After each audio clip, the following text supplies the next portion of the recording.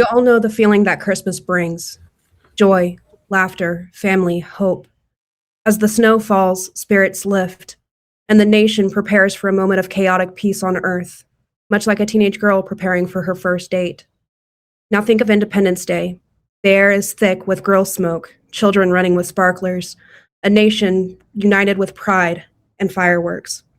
School books are forgotten. Summertime merriment fills the hearts and minds of all.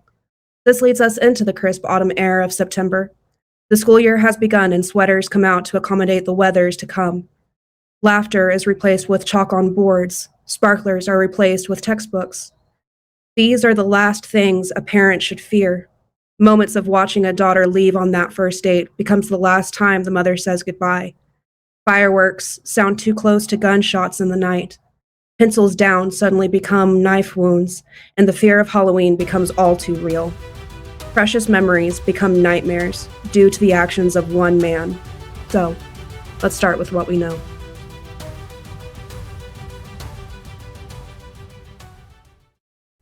All right, let's talk suspects. Not theories, not that your cousin knew a guy that totally solved it, not even the Reddit conspiracy guy that believes that the Zodiac was a government cover-up or 3 raccoons in a trench coat.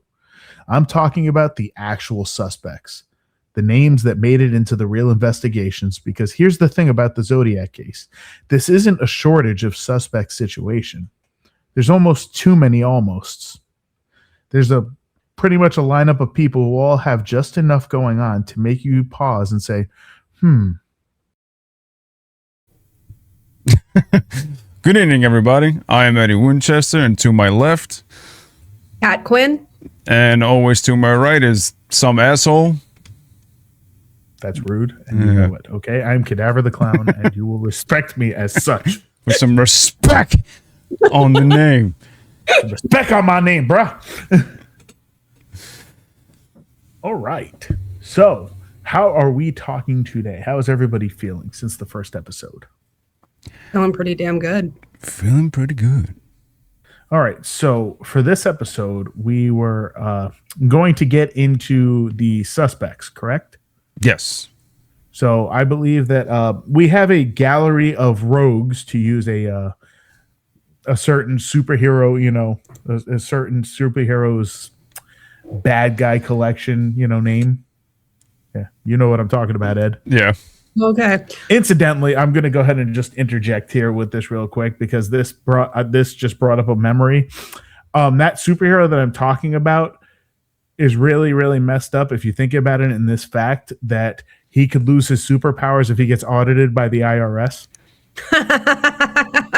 As it's true. That just wrecked me. And I mean, for the love of God, for a long time, his arch nemesis, who happens to be a clown, was just basically ruining his life with nothing but a crowbar and some red lipstick. Yeah. I'm gonna go change my lipstick now. I don't know if that was surprise, if that was a yawn. I'm not sure. The world may never know. Let's. She says that she wears red lipstick. An injustice to that superhero we were just speaking about, because I do like him. So I'm going to say, instead of gallery of rogues, we're going to call it random assortment of scumbags. Okay, and I will be as spicy as I want with that, because a couple of these guys were just real peaches. So I like it. First up, we're going to start with a guy named Arthur Leigh Allen. Raise your hand if you've heard of this douche. Okay, this is the guy. If the Zodiac case had a main character, it's him. All right? Like, he lived near the early crime scenes in Vallejo. He had a Zodiac, he had like a Zodiac brand watch, which actually featured a crosshair symbol on it. Did you know that? No. No, I didn't know that either. The same symbol used in the letters. And a former friend, which I did bring up at the end of the first episode, told police that Allen talked about wanting to hunt people and even mentioned the name Zodiac before the killings became public, which is really not great. But here's the problem. When they actually tested that evidence they had, handwriting didn't match, DNA didn't match, fingerprints didn't match. So you got a guy who looks like the answer key, but keeps failing the test. So, I mean, this is just going to be a short and sweet rundown of these. I will fill everybody in on the behind the scenes of what just happened before we started filming. Was the fact that I came in and had to jot down everything that I could because my notes seem to have found a secret passageway into Narnia, and I'm unaware of where they are. So I had to try and do everything that I could. So we had Arthur Leigh Allen, which we talked about before. He was, he was really liked for that suspect position there. They really looked at him because he even had the background to match it. Teacher, sexual assaults, etc. So, like I said, just a real, it's a great piece of work. I mean, the type of guy that you just want to invite over for a family dinner, Pass. Just like, Ma, Dad, this is Arthur. He is a good guy. And doesn't have a little sister named DW. Disclaimer, I am being facetious. Next, we have a guy named Lawrence Kane. Kane is one of those suspects that people circle back to because he checks a few strange boxes. He lived in the general area. He had a history of mental health issues after a brain injury, and he was kind of identified by a surviving victim. But I mean, as you know, kind of doesn't really hold up in court or, reality. Hearsay at that point. Basically. But saying, oh, no, it was him. It was him. Okay, cool. I think maybe. Once you say something like that in a court proceeding, you lose all credibility as a witness. Yep. Because if you can't positively identify them, they're not going to utilize you for whatever testimony you have. It just doesn't work out. Yeah. But with Kane, there was no physical evidence tying him to the crimes. There was no confirmed link to the letters, and he exists in an uncomfortable space where you can build a theory, but you can't prove anything, which actually goes back more towards that apophenia thing that I spoke about in the first episode as well, trying to create a pattern where there isn't one because your brain wants order. So, I mean, it's just unfortunate that, you have these random folks that are in this generalized area that could fit this mold, and you want to so bad, you want it to fit in there, but you can't get it to. So then there's a guy named Ross Sullivan. Ross Sullivan was actually tied to an earlier case, the murder of Sherry Joe Bates in Riverside. Some people believe that killing may have been one of the Zodiac's first killings. I believe that I mentioned that too. Excuse me. No, parched. Just a little bit. When I start speaking, it goes, everything dries up. In my mouth and voice. Shut up. Shut up. You want to... Once again, Folklore and Felonies would like to apologize to anybody that was offended in the last bit. Sullivan worked at a library near where Bates was last seen. He reportedly disappeared for a few days after the murder, and physically he resembled some of the Zodiac sketches. But I mean, given the point that the Zodiac sketches were a guy with glasses, kind of goofy looking, meaning at that point, if I didn't have a beard and I were a little skinnier, I probably would have matched it too, I mean, you kind of match it now, Cadaver, but... Don't put that to existence. No. But and this is important. The connection between that case and the Zodiac killings was never definitively proven.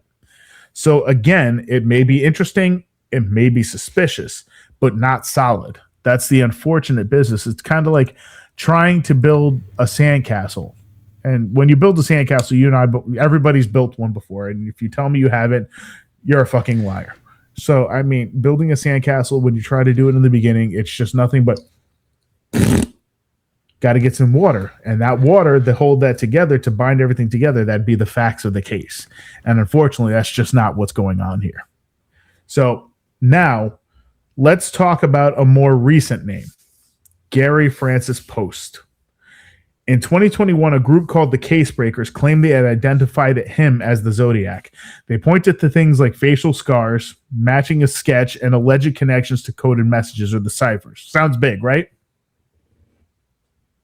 If you say, hey, look, he had the same scars, he looked like this dude, and the ciphers even say, as this, that, or the other thing, because remember, the ciphers the last ones were never actually solved. They claimed one of them was a name. And I know we talked about that in the first episode. Mm-hmm. So somebody saying, hey, look, this matches this amount. It could really be stretching. It really could. But saying that it matches Gary Francis Post using the middle name and everything else feels like they were trying to fit that in there. Right. So saying that, he had the same facial scars, which don't mean anything, because if you kind of look at look at us right now. I have a scar that goes across the bridge of my nose, correct? Mm-hmm. Ed, you appear to have a scar goes across. See, we have matching facial scars, correct? Oh my God, so it's the same person. That's it. Yes, that face. I don't look like a conquistador with my facial hair. So, it sounds big, right? But except law enforcement, including the FBI, never confirmed any of it. And then a lot of experts push back on those claims.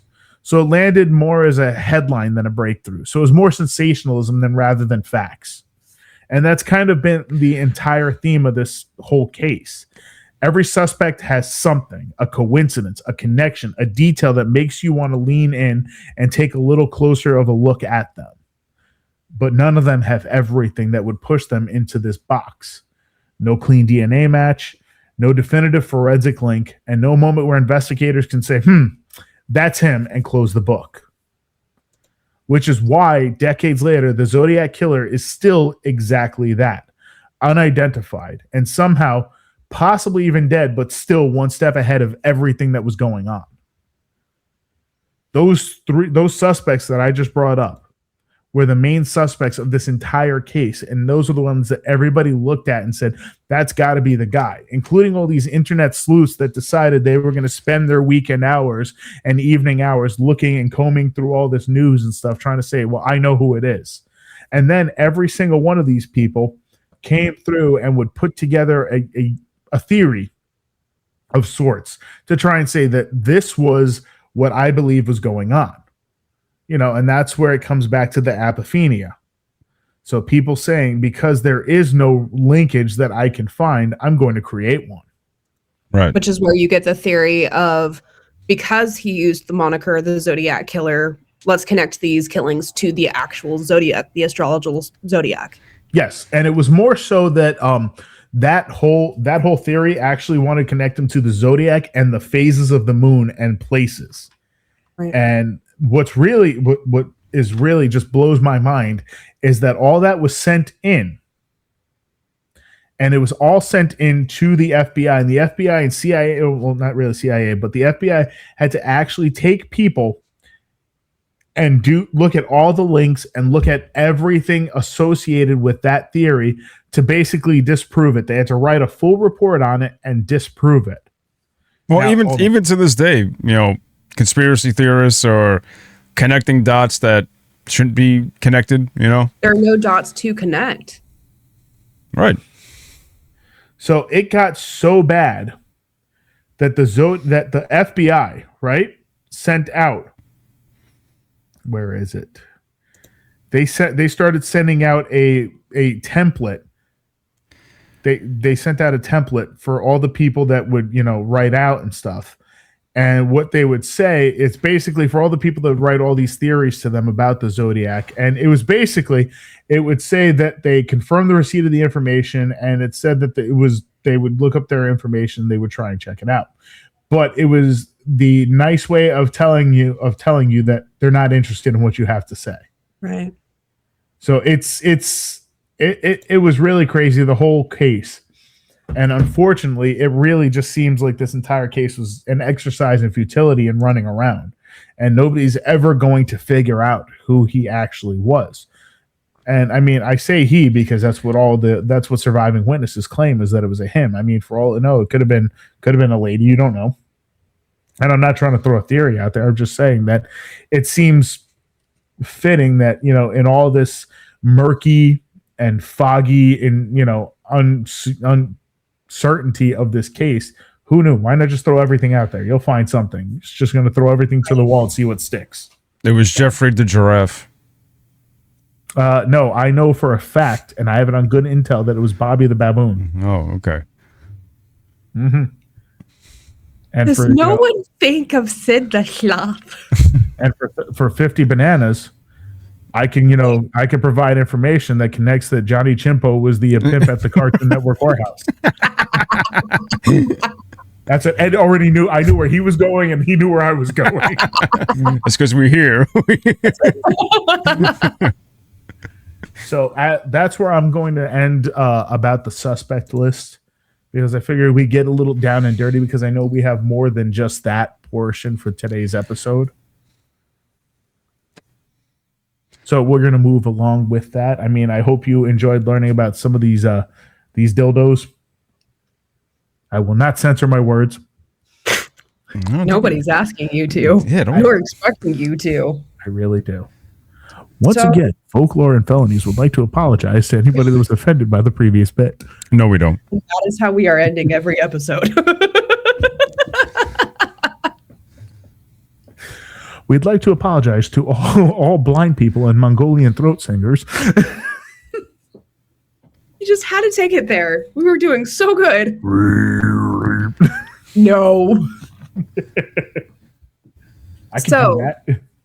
With that being said, Eddie, I gotta get my notes now. About the folklore with these felonies. So with the folklore, with the, what was it, the 2007 movie? It was 2007? 2007 or 2017? Either way. The Folklore, man, this is your wheelhouse. Either way, the Zodiac movie with Robert Downey Jr., Mark Ruffalo, and Jake Gyllenhaal.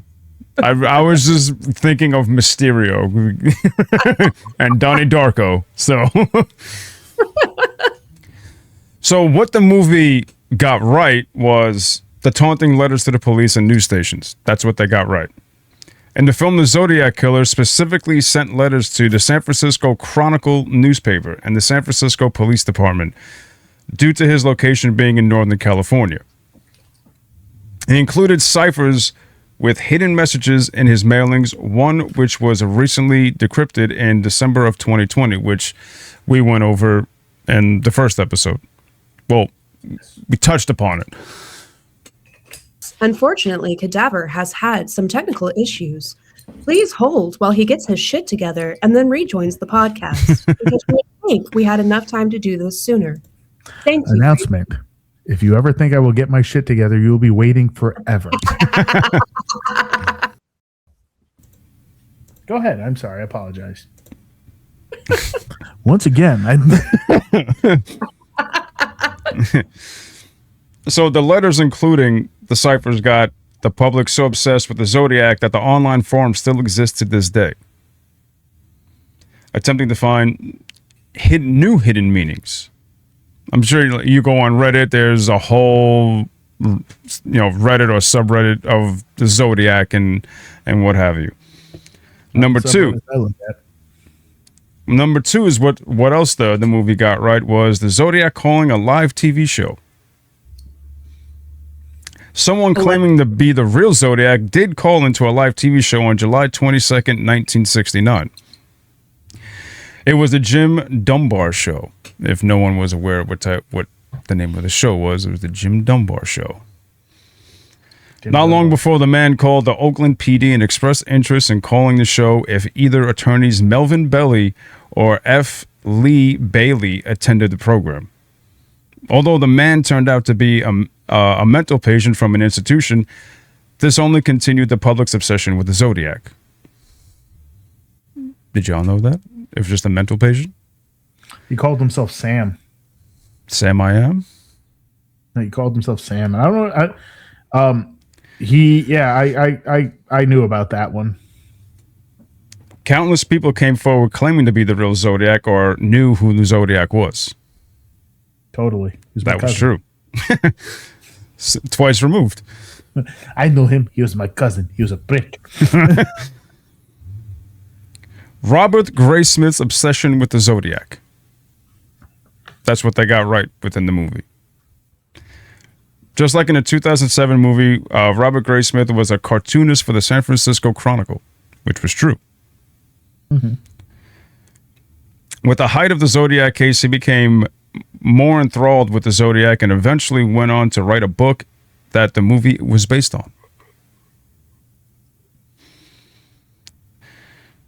He even cites his obsession as to causing the divorce from his wife because he was just so obsessed with the case.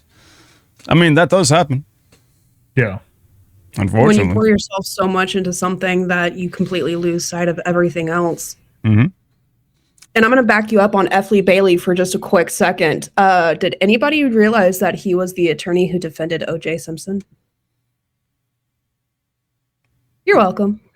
The more you know. However, Graysmith has stated in interviews he believes more good came out of the book than it did bad. If it wasn't for his obsession, the movie wouldn't even exist.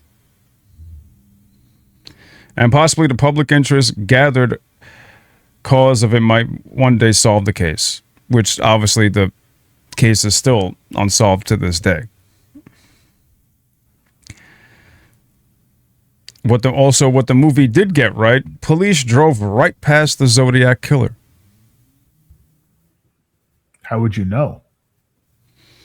Go on. After Paul Stein's murder, police received a dispatch call identifying the suspect as an African-American male. However, witnesses had already reported a completely different identification. Police who arrived at the scene drove right past the real Zodiac. The Zodiac even taunted law enforcement about his escape. If the police searched the area properly, they would have caught him. Mm-hmm. Oh, incidentally, to touch on what you said about F. Lee Bailey, he did represent OJ, but I thought Johnny Cochran was in there because that whole thing about if the glove don't fit, you must have quit. Remember? So yeah, all right. F. Lee Bailey was part of the team. Was part of the defense team. Mm. Yeah, and I think there was what the hell was that other dude's name? Rob Shapiro. Uh-huh. Number 5. We're getting on another case. Right. We need to knock that away. Maybe we'll do. Or may not cover the O.J. Maybe case. That's a possibility. There is a lot of crime scene photos from that one. Mm-hmm. Yeah. I mean, I don't think we could show them on this for YouTube because I think that there's a good portion of stuff that would get blurred out, which is why we should start like a Patreon or something. You know. No. Folklore and Felonies Patreon coming soon. If you want to go that far into it, everybody has Google. That's true. Yes. But not everybody wants that on their Google search history. I'm willing to take the bullet for you. Trying to find crime scene photos? Contact Cadaver the Clown. I'm willing to do the work. There you go. Listen, plug. add Cat in there too, because I'm surprised somebody hasn't knocked at my door yet with my search history. So contact Cat Quinn for all your crime scene necessary needs. Have you ever heard of the Black Dahlia? That's another one. That's another one. Do not contact Ed Winchester. I know nothing. Ed Winchester has a speech prepared for this. It begins like this. Hello, my name is Ed, and I am, in accordance with Megan's Law, I must inform you. What else do we got, Eddie? Number 5, Graysmith met Arthur Lee Allen. Really? You know that? Captain Disco Douche himself, huh? Uh-huh. Back. He what? He met him. The Arthur Lee Allen.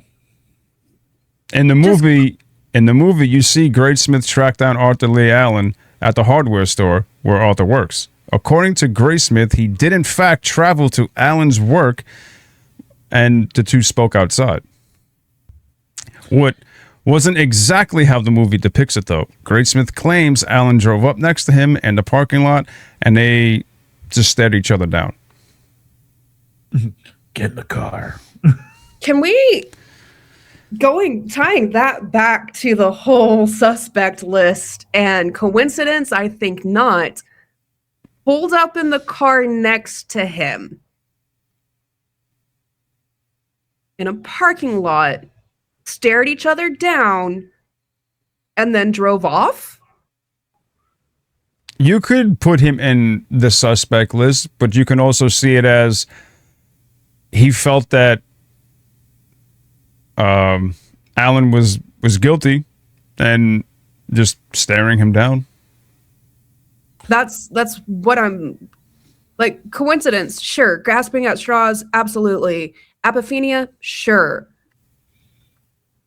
I will tell you this: if I knew there was a guy who was a prime suspect in a series of grisly murders over the course of a year or 2 years, and then wound up doing all these stupid ciphers and stuff, my first response would be to go to where this possible guy works and stare him down.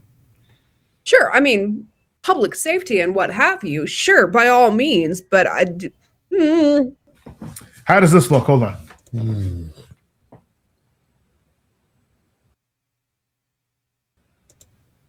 It doesn't do anything. There's no wrath of the Almighty there.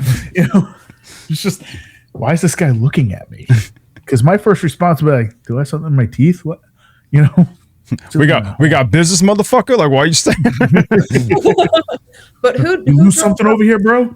Who drove up to who? Did Graysmith get there before Alan did? And that's what happened? Or It says Graysmith went to his job at the hardware store. That's what the movie shown. But what actually happened was they just met up in the parking lot. That was it. Okay. That was one of those deals. And Quick, flash your lights at him. Let him know it's on. Okay, I had to derail us. Go on. All right, so number 6 of what the movie got right. No one knows how many people the Zodiac actually murdered. Although the Zodiac claims to have killed 37 people, the true number of his victims is a mystery. Because you can do that whole apophenia thing and try and connect them to Lord knows what else. Exactly. Right. I am pretty sure it could wind up like 6 degrees of separation from Kevin Bacon, except like 6 degrees of separation from the Zodiac. If you do enough connections, you could probably get him to, make him a suspect, for the guy who shot fucking Kennedy. And connect Bigfoot in there somehow. It was totally the Zodiac killer who popped Kennedy from the grassy in a hole. It was him and Bigfoot. I saw it. You gotta believe me. I seen it. I seen him. With his horse. Oh no. The source? Yeah. Trust me, bro. Totally reputable, bro. I know what I'm talking about. I've seen things. I don't recommend it. I got the vision. I got the terrors. I need the rum. Because he indicated knowledge or sent proof to his murders originally, police believe he took credit for ones that weren't even his after he started doing other ones. Mm-hmm. Mm-hmm. Yes.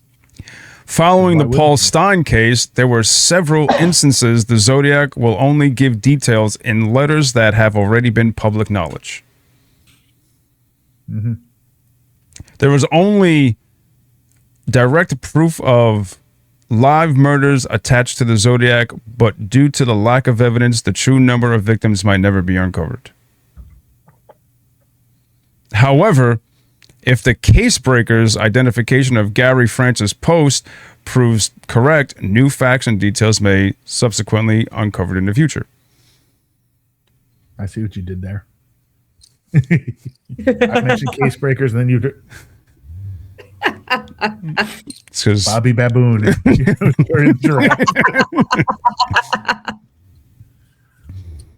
But I have a side note here. In October 2021 came forth another name to the mix thanks to a group of cold case investigators calling themselves the Case Breakers. Former law enforcement investigators, journalists, and military intelligence officers say they identified him as Gary Francis Post. They claim the late Gary Francis Post was actually the Zodiac killer, having matched his DNA to a crime that had not been associated with the Zodiac killer prior to this. They say he had scars on his forehead that matched the scars on the sketch of the Zodiac killer, which we were talking about a couple of minutes ago with the scars. You have a scar on the bridge of your nose. I have a scar on the bridge of my nose. I'm going to be honest. I did not know that this was the content you were going to have there, so I apologize for that. I was probably reading that before, like when I was doing, and you're like, shit. But it just goes back to it. It ties back to it. Quick, just, quick change some things so it doesn't look like you copied me. Now, what they got wrong with the movie. Police did not question the couple who solved the first Zodiac cipher. The man was made a suspect, but not for a very long time. The man that uncovered the cipher. I mean, that's got to be kind of common sense-ish, because if these were posted, I was like, oh shit, I did it. Why the hell would I announce it if I'm the person? Yeah, Cool. So let's talk about that cadaver. Mm-hmm. What? Talk about what? No. We're not doing that. I told you we're not doing that. You know what my alibi was? My alibi was? I wasn't even fucking born yet. That's what it was. Shit. It's like that episode. I don't know if you guys watch Beavis and Butthead, where they hook Beavis up to a lie detector. And he goes, just start talking. He goes, I killed a bunch of people once. And the thing starts going nuts. And they're like, police have believed that they caught a killer. He goes, how did he wind up committing murders before he was born? Law enforcement says he is very cunning. So, yeah, I apologize about that. Continue, sir. Number 2 of what the movie got wrong was Brian Hartnell and Cecilia Shepard's relationship. During the Lakeberry ESA attack, the Zodiac ended up killing college student Cecilia Shepard and severely wounding her friend Brian Hartnell. In the movie, it is strongly suggested that the two were in a romantic relationship at the time. However, the pair just recently convened at the Pacific Union College in San Francisco and decided to have a picnic together. Because, I just randomly go up to people and decide to have picnics with them. Hey, you never know. Look, I know that we had that picnic once, Ed, but I told you not to look anything into that. Don't read anything into it. It was a magical moment, damn it. We shared a sunset together. Did it mean nothing to you? Because the Zodiac previously targeted young couples, it's entirely possible he mistook their relationship, even though the two were simply just old friends. I'm going to guarantee you that he mistook that relationship, and I'm not talking about the Zodiac. He's like, I'm going to give this bitch some sandwiches, and then all of a sudden this dude comes out and Captain Cockblock in his black There you hood, go. With these fucking pre-cut things of like fucking rope, and he's like, yeah, let's get this done. He's like, dude, it's not that type of party. We're not into that. He's got a black hood and rope. This is just turned into some, fetish stuff. Three's a crowd, man. Three's a crowd. Bro, if we're going to do it this way, you just can't look into my eyes because it puts me off. Man. Yeah, don't do that. No eye contact. And he's all like, not to worry. I got shades on. Number 3, Paul Avery's life. Once again. While Paul Avery was a reporter for the San Francisco Chronicle, a large chunk of his friendship with Grace Smith is fictionalized within the movie. The two didn't actually meet until both of them already left the San Francisco Chronicle. The movie also depicts Paul Avery going off the deep end after having left the Chronicle. According to his family, Avery went on to live a happy and normal life before passing away in 2000. May he rest in peace.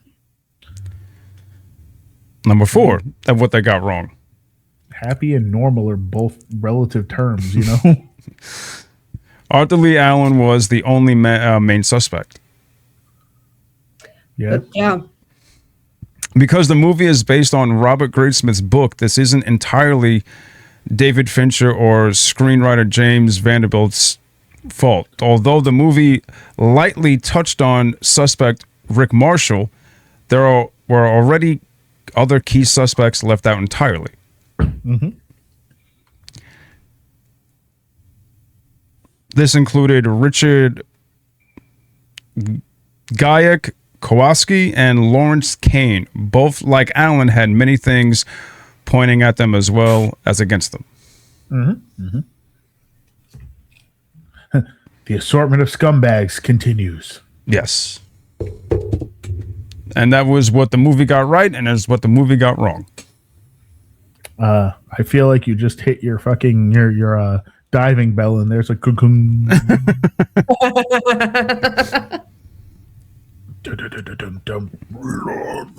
So with all that, anything to add I mean, to any of it? to any of it. I don't really have much to add to it. Gentlemen.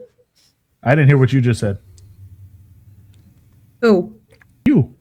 this is where we cuss and discuss, gentlemen. Oh, I like it.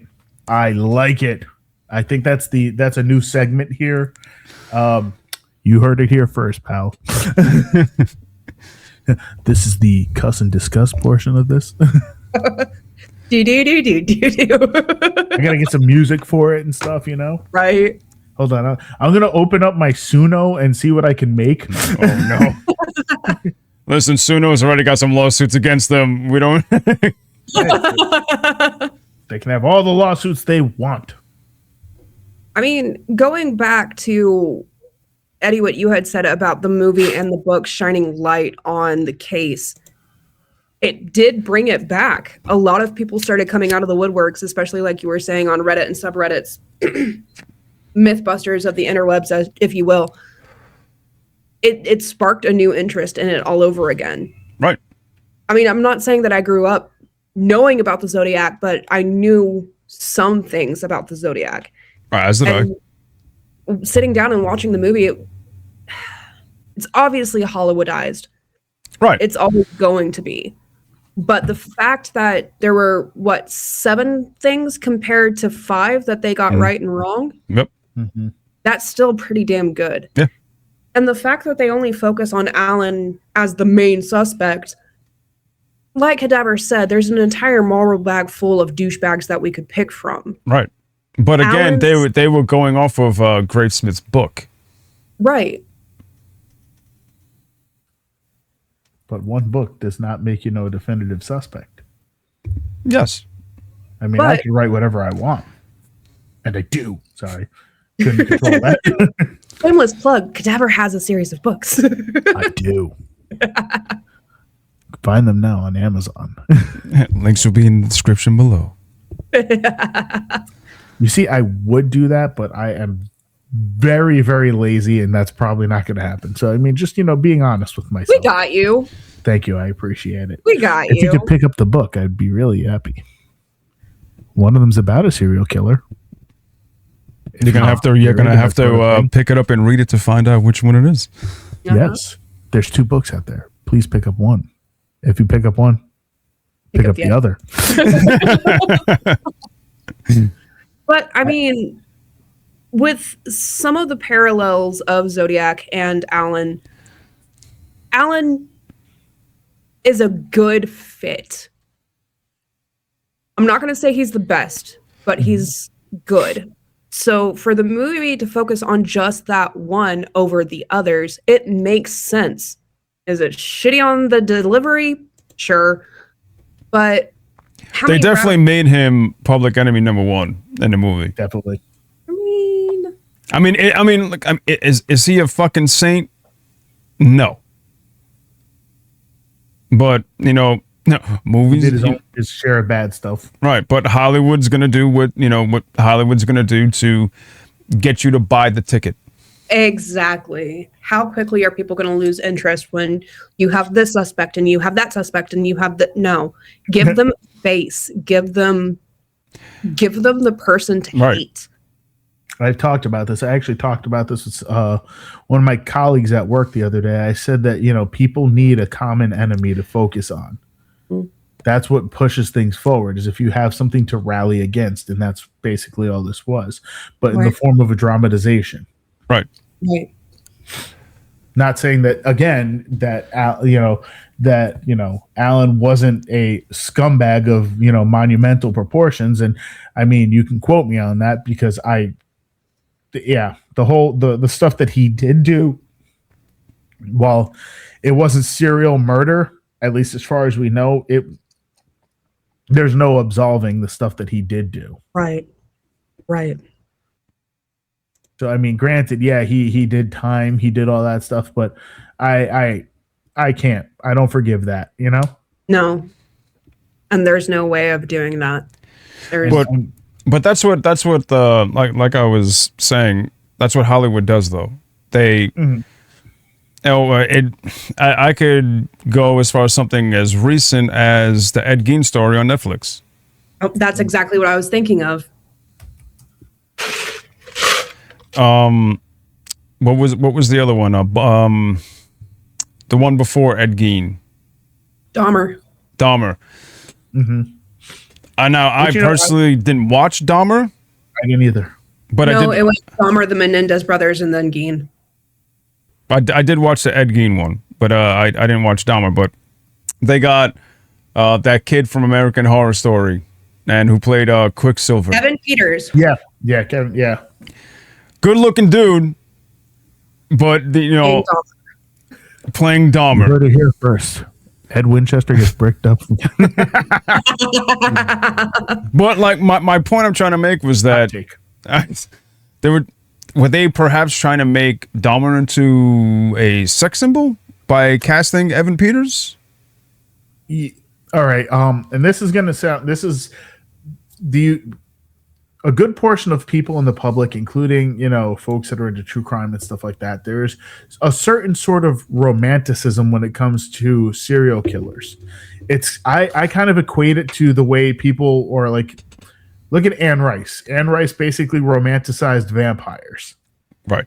Lestat, all that, it's just these creatures that are dark and brooding, and you don't really understand them. So that's kind of the same look that people have with serial killers. It was romanticized. It was a big like, oh, I love bad boys. And you'd be surprised how many people, like, when this is not a shameless plug, but when I did write the book that has the serial killer in there, I ran it past a lot of people, and I realized how many females that I talked to about the book have that issue of, oh, he sounds like a bad boy. Give me his number. Right. Well, look at the Wade Wilson case just a few years ago. Years sounds right. Look at that. Women were coming out of the woodworks. I can fix him. I can help him. He's so hot. Oh, I hope he gets out. No. Mm-hmm. No, there's nothing about any of that immediately makes me go, listen, as a dark romance girl, reading about it is totally different from living it. That's not how the real world works. So naturally, it's just not the way. Here, folks. Cat Quinn is Team Edward, not Team.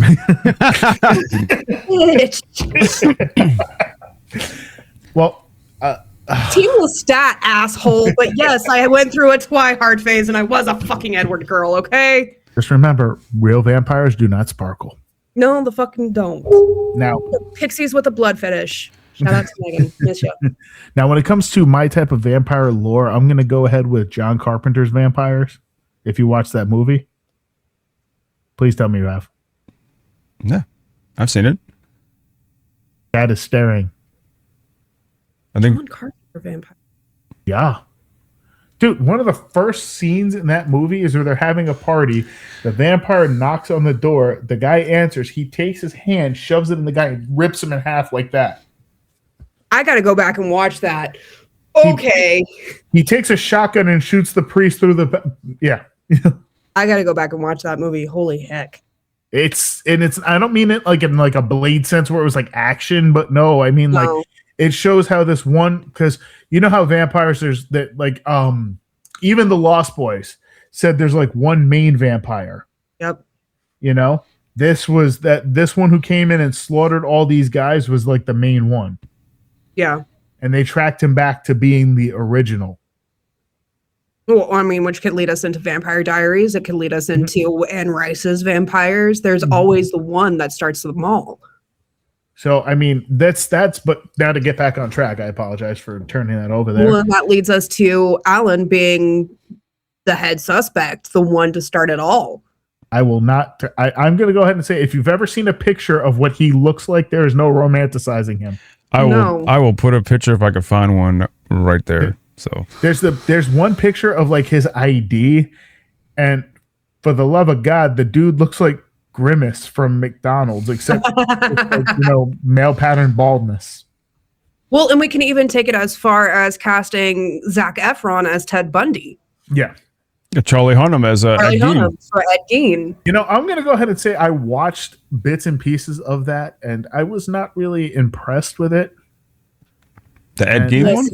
Yeah, I couldn't. Oh, I thought you were talking about Netflix's Zac Efron. I can never remember the title because it's a long ass title, but it's exactly. I never seen that one either, but I know of it. It is phenomenal. I'm talking about the Netflix one with Ed Gein, and I watched it and I couldn't. I couldn't get into it. I was just trying, and there was no interest. Eddie and I did watch it, and we did a video on it. Mm-hmm. We'll figure a way out to link that or whatever, lead you to it if so interested. It glorifies it, which is exactly why we start each one of our episodes with that disclaimer. That's not what we're doing for the Zodiac. That's not what we're going to be doing for Jack the Ripper. It's not what we're going to be doing for any of the other cases that we dive into. That's these monsters are monsters. And there's no way of, in logical cognitive thinking, there's no way of romanticizing them at all whatsoever. People as a whole in general have this idea, this fantasization of, and speaking as a woman specifically who has the Wonder Woman complex of I can fix it, I can change it, I can solve it, I can do whatever, and myself be damned in the process. There shouldn't be that thinking, but unfortunately, because humans are fucked and humans suck, that's the first thing that any woman's going to go for, especially if they have the attractive looks. So when you go into these realms of serial killers, it does trigger a sense of morbid curiosity and fantasization that on the outside looking in, yeah, that's why, how, what part of any of that says, yeah, let's go for it. It's kind of what leads us to doing this podcast. Why did they do it? What was the reason? But at the same time, respecting those that were destroyed by the actions. Now, to just piggyback off of what you said, the logic about it, and I will tell you this, and I know that you probably know what I'm going to say, and everybody that's listening will probably know, but logic and romanticism are two things that don't really go hand in hand. Mm-hmm. And usually, I mean, how many times have you had a friend or maybe even yourself where you had a significant other or you were dating somebody and everybody told you that person's bad news, but you can't see the forest through the trees, Yep. Because more than once. Oh, yeah. Everybody's had that before. So, yeah. I mean, that's kind of where the logic fails because, you want what you want. And unfortunately, sometimes that's something that's bad for you. I mean, I feel like that's goes without saying for certain types of folks and stuff that, that have had problems like that. But it goes the same way in the romantic world. And you have sometimes people are attracted to bad boys or bad girls or whatever the case may be. And to them, that's like the ultimate bad boy. And the whole situation is, you said, if, especially if they're attractive, it doesn't even have to be if they're attractive. I mean, if you look at Richard Ramirez. Richard Ramirez, while on death row, was getting women basically thrown at him. And Richard Ramirez was not a looker by any means, person, And I mean, just unattractive inside and out. It happened with Charles Manson. I was about to say Charles Manson. So it's just, again, that dark romanticism of, well, it's dark, it's the unknown, and it's one of those things where it just feels wrong, but you want to make it that like, oh, well, it feels wrong, but we can make it right, Right. Apparently there was a romantic aspect of certain serial killers or, and I can't really do the mental gymnastics to get there. But even like All right, and this is not to get political in any way, shape, or form. I'm just putting that subtext down with like Luigi Mangione. This guy shot the United Healthcare CEO, right? Whatever, allegedly, because nothing, we don't know exactly, but the amount of outpouring on social media of women that are like, he's hot, he's hot, he's hot.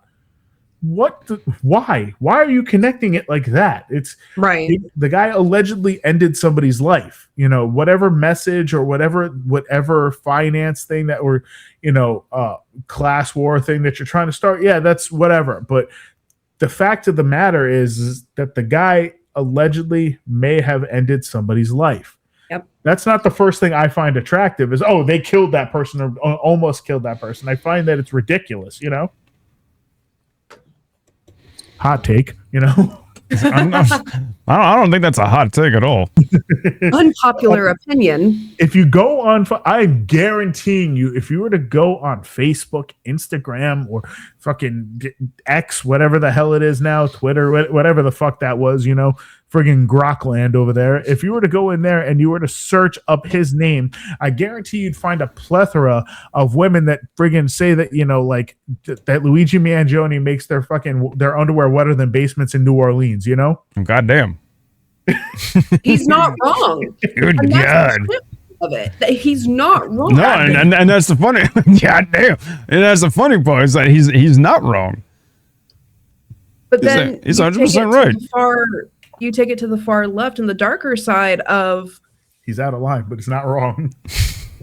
Then you take it to the far left of true crime, and it's not like, oh, he killed a person, he's hot, he's attractive. Nobody ever says, well, he's too hot, there's no way he could have done it.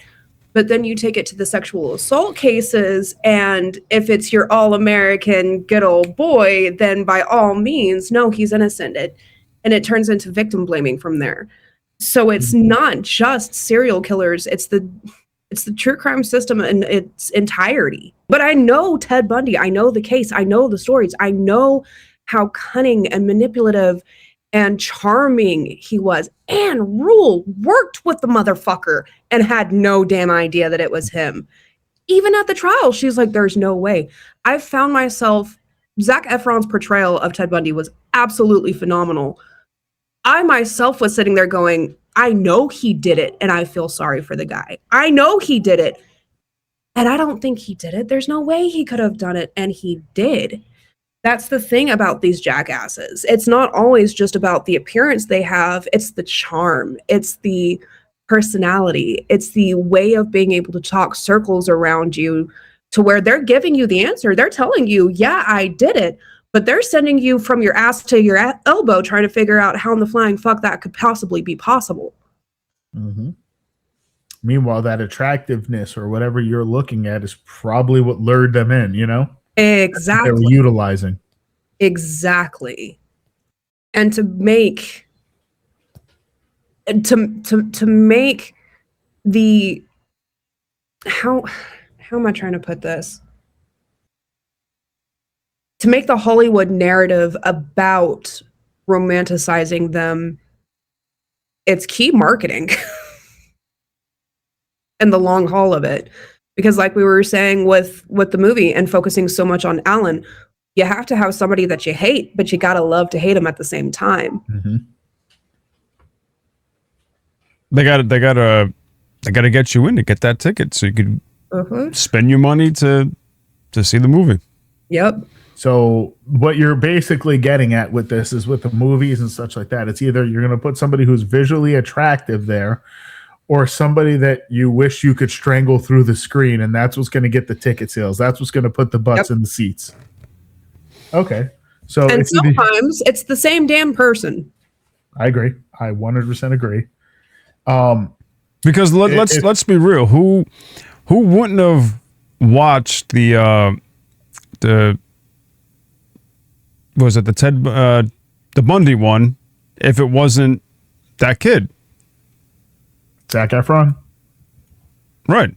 I would have watched it either way. Because Ted Bundy is my favorite serial killer. I know that sounds horrible. I know that sounds so shitty. But we're doing a true crime podcast. So He is my favorite serial killer because there's so much psychological there. Would you have watched Dahmer if it wasn't Evan Peters? Yeah. The only reason why I didn't watch Dahmer is because my sister was like, this is so glorified, it's not even freaking funny. Like, this sucks. This is bad. They got so much wrong. That's the only reason why I didn't watch Dahmer. I didn't watch Bundy for Zac Efron. I watched Bundy for Bundy. Mm-hmm. Mm-hmm. And wanting to know how good is this going to be? How shitty is this going to be? Because this is one that you have to either get right or you're fucked. I will say this though, like with certain portrayals on TV, movies, etc., I feel like there's some actors that do just such an amazing job of making you hate their character. Mm-hmm. And now I'm going to ask you, who do you think did the best job, or what character do you think was the most hateable person or character that you just love to hate? Joffrey from Game of Thrones. Mm-hmm. Joffrey Baratheon comes up to mind immediately. That was a good one. And then like what was it? The Red Wedding? Yeah. Oh, no, Red Wedding was shit. Oh my God, I can see his face. Robb Stark. The oldest Stark son. That was the Red Wedding. I don't think Joffrey's wedding had a name. I think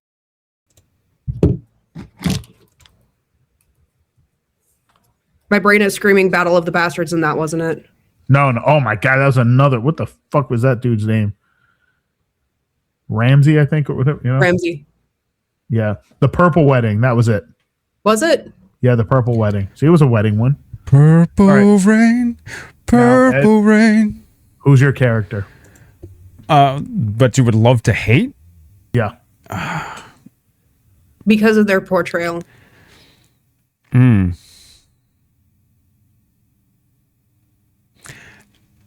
It's gonna be so stupid, but Drew, you might attest to this because we grew up in the Attitude Era. Triple H.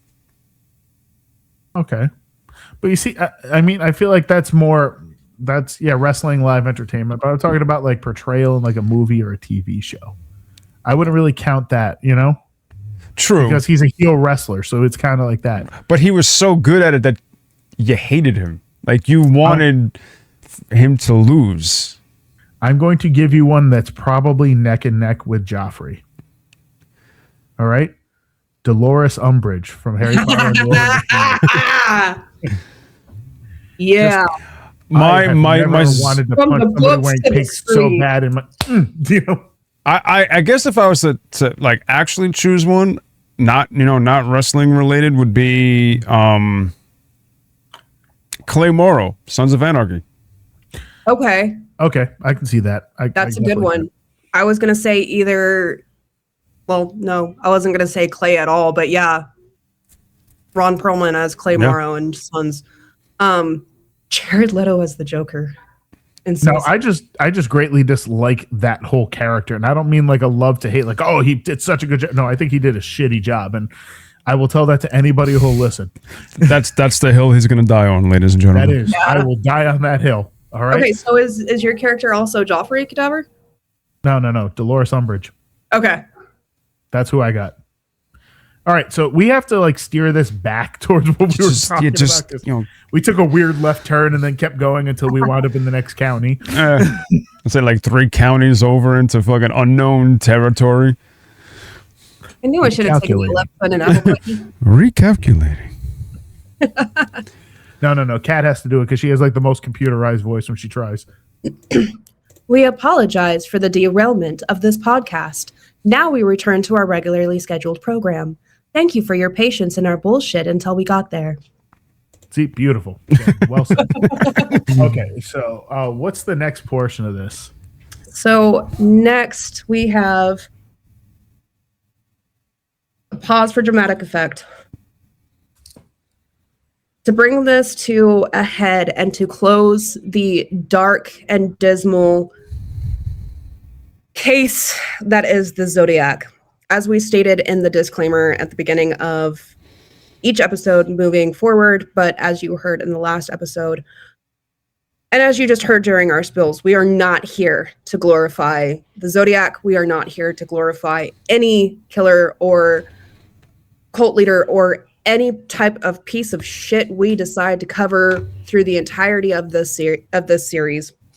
We are here to represent and bring honor to the victims, and hopefully in doing so, bringing honor and respect to the families and the lives that were lost. So, starting with Betty Lou Jensen and David Arthur Faraday. Betty Lou Jensen was an honor student at the age of only 16 years old. Everybody who knew Betty Lou described her as being quiet, being studious, and at the time, they thought that she was not interested in dating whatsoever until David Arthur Faraday, who was only 17, a wrestler, a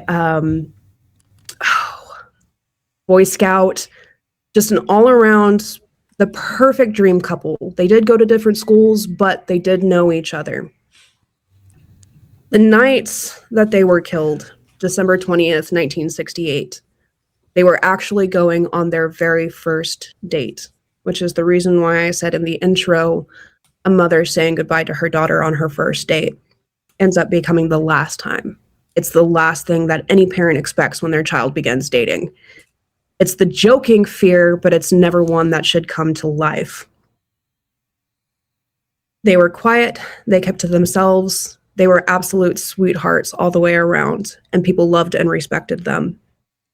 At only 16 and 17 years old, their lives were cut short because of this piece of shit. They never got to go to college. They never got to go on to have families. They didn't get to open their presents on December 25th for Christmas morning. They never got to know what pair of socks they got or what new book or what piece of music. They never got to experience any of that. Moving on, we have Darlene Ferrin, and she was only 22 years old, a new mother of a very small little girl who ended up becoming a mother of her own, a wife of her own. Darlene never got the chance to watch her daughter get married, never got the chance to meet her grandbaby, never got to experience life as a wife in its total capacity. The night she and, I messed up the names. Please hold. The night she and Michael McGowan, my computer, I apologize. The night that she and Michael McGowan. Do I have a tumor? Why do I smell toast? What was that ringing? That was my computer. I'm sorry. I forgot to put it on Do Not Disturb. Please hold. Tell that person they're annoying you while we're filming here. Technical difficulties, ladies and gentlemen. Once again,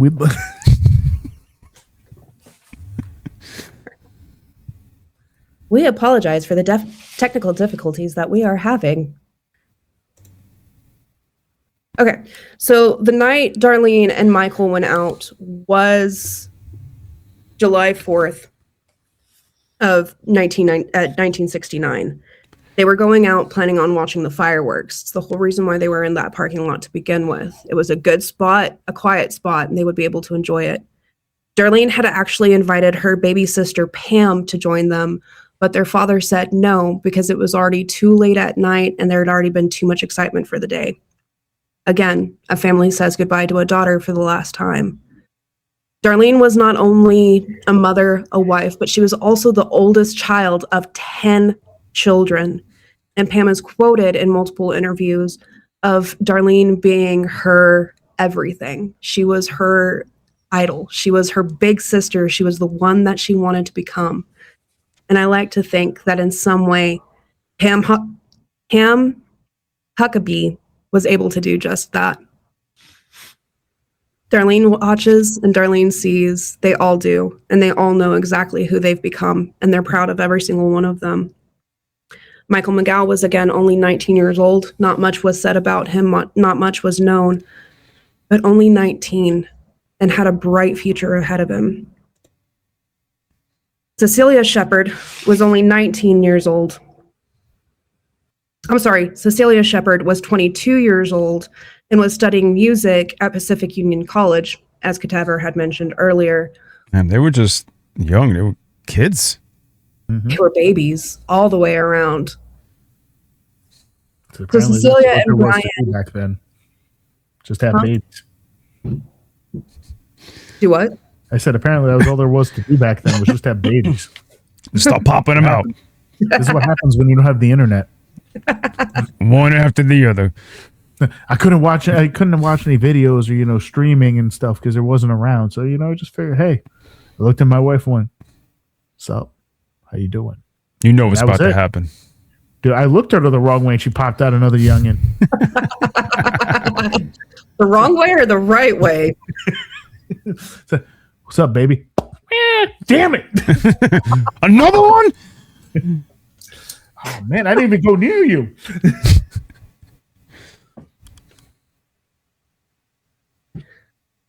So then we move on to Brian Hartnell and Cecilia Shepard. Cecilia was only 22 and was studying music at Pacific Union College. Brian Hartnell was also studying at that college at the same time. To what their relationship was, there's not much to be said, but they were at that picnic, unfortunately, that day on September 27th, 1969. They had dated before in the past, but there's no real for sure of knowing, were they in the works of getting back together? Were they just hanging out? Were they going over things for school? Who's Were to they say? just bumping uglies? Just Eddie! we don't know. Either way, they both still had futures ahead of them. And they both were no longer allowed to have those futures. Paul Stein, the oldest of the 7 in total, with 2 surviving, Michael McGow later sustaining to his injuries, and Brian being the one to walk away and live his life.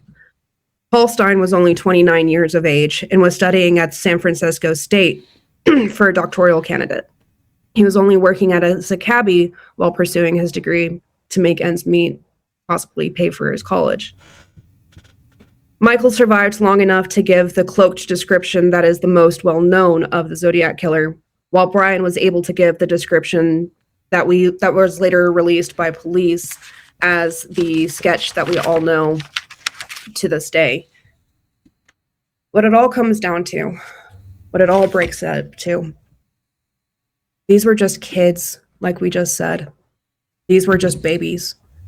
And as a parent myself, it's bittersweet to be able to watch your kids grow and lead successful lives and to become strong, independent adults, living their best life, falling in love, graduating from college, getting that job or that promotion that they've worked so hard for. That's the whole point of raising children. Sometimes you raise them to be the oddball out who co-hosts a true crime podcast with 2 absolute idiots. Sometimes they grow up to be the next doctors, the next presidents that checks out. Sounds about right. Sometimes they become a police officer. Sometimes they become a case manager. Sometimes they become the next great director that any Hollywood set, studio, anything has ever seen or witnessed, even if he does have a weird beard. I think she's talking about you. Who? Hidalgo. Hidalgo. And as my grandpa would say, I would put on a hat that kind of resembles, but I ain't finna do not that. with the headset, people. Absolutely Put a hat on not. with the headset. No. Hold on. But these absolute assholes destroy that. It's not just the lives that they're destroying. That's a fucking beanie, nipplehead. You can't put a regular hat on. Oh, what up, SA?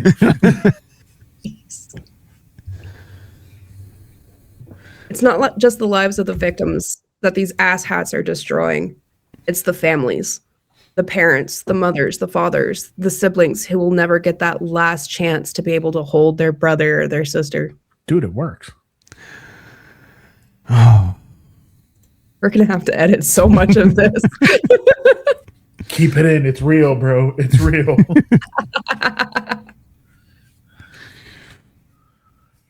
But that's what we're here for. We're here for them, for the parents, for the siblings, for the loved ones, for the families, the thousands that showed up for Cecilia Shepard, the hundreds that showed up for Darlene. That's who we're here for. Not for us, not for our bullshit and our antics, but to let them know that we hear them, we see them, and we're not guaranteeing that we're ever going to be able to solve this case. But if just this podcast alone brings something to someone's attention, and maybe down the line it gets solved, then the least we can say is, we're here for you. We hear you. And we're going to keep them alive, even if it's just in memory. Well said. Mm-hmm.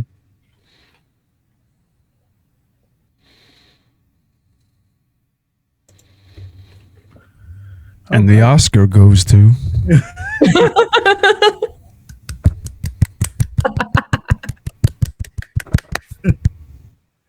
That was almost ASMR.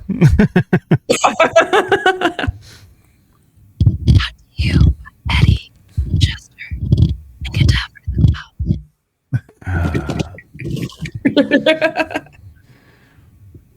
That's what we're here for, guys. That's all of the fun, joking antics aside. They're the ones we're doing this for. I agree. And it won't always be dark and deep. It won't always be Zodiac. It won't always be Jack the Ripper. It won't always be crazy and scary. It's going to be the Mothman and Jersey Devil and a few Fae thrown in here and there. Mm-hmm. I would love to talk about the Winchester Mystery House. Oh, you know we're going to be doing an episode of that. We already discussed that. You know we're doing it. Maybe we could even do it inside the Winchester Mansion house. That would be cool. Go on. I'm just saying, I will call whoever I need to call to make that happen. Actually film the episode within the Winchester house. And then, like, if we could do Lizzie Borden, can we do Lizzie Borden inside the Lizzie Borden house? I'll do it. Cadaver, what say you? I'm all for it. I mean, like, you guys know what the hell was that fucking the new Conjuring movie, right? Yeah. You know that inside the Conjuring house. Well, that the new one that was there, the Smurl house, that's literally like 5 minutes away from where I live. Like, dead serious. I'm just saying, Amityville Ripper house. Amityville Horror. That's horror. I said Ripper. Yeah, that's the DeFeo murders. Yep. I've been to the Amityville house. No, we can't do the. It doesn't look the same, by the way. No, we can't anymore. do the DeFeo house because a family actually lives in that house. Yeah, and they changed it because they were tired of all the negative press from it. Yep. Like, they changed the address and everything. Mm-hmm. Well, for you people watching or listening, what do you mean, you people? Hey, listen here. You start that fucking shit. What do you mean, you people? Huh? I can't, because all I think about is RDJ. Got any tips? Got any tips? You most better than Julian salad, man. Give me that map. Fuck you. Suck my unit. Anyone watching or listening, put it down in the comments. Which one of these would you like us to discuss and dive deeper into? Absolutely. Who is your most favorite loved to hate character? Let us know. And give us ideas. Who is your favorite serial killer? What is your favorite true crime story case? Yeah, you sick freaks. Who's your favorite?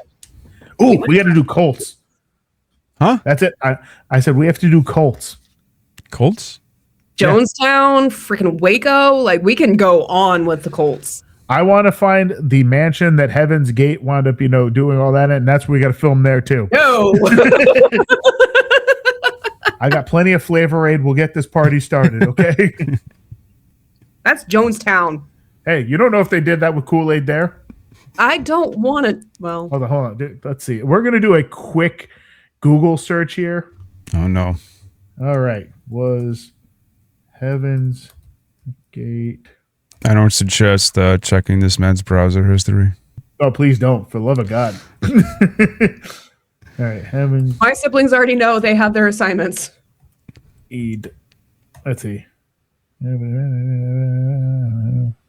Okay. Yep. Play Ray was the paper. Blah, blah, blah. Drinking the Kool-Aid. Oh, they didn't do it through Flavor Aid. Heaven's Gate did it in they mixed the poison in applesauce or pudding. So let's just say I got some pudding. We're good to go. Pudding, you say? Yeah, man. Pudding! I'm gonna go get my jogging suit, my fucking my Nikes and stuff. We're good. We got this. I mean, granted, I don't want to go near anybody that looks like Marshall Applewhite because that guy's a fucking scary looking dude. Not particularly. I mean, you've seen what he looks like before, right? Mm-hmm. He looks like if a testicle became sentient.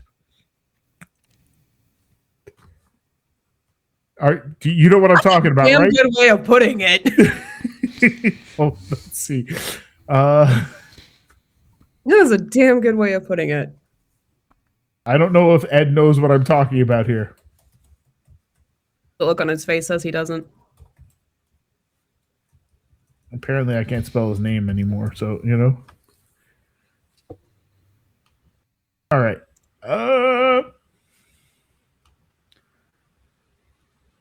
Come on. You know what? Fine. I'm going to do it this way. Fuck it. We'll do it live.